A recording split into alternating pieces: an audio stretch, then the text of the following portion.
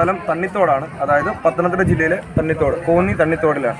അപ്പോൾ നിങ്ങളും ഇവരുടെ ഗ്രൂപ്പിലൊരു മെമ്പർ? അത് തന്നെ. ഞങ്ങളൊരു 3 വർഷമായിട്ട് ഞാനിതിലെ മെമ്പറാണ്. ഞാൻ പത്തനംതിട്ട ജില്ലാ കോർഡിനേറ്റർ കൂടിയാണ്. അതല്ല, അപ്പോൾ നിങ്ങളുടെ ക്രിയേറ്റിവിറ്റി ഒരു പെട്രോൾ പമ്പാണ്. അതെ തന്നെ, ഇന്ത്യൻ ഓയിലിന്റെ പെട്രോൾ പമ്പ്.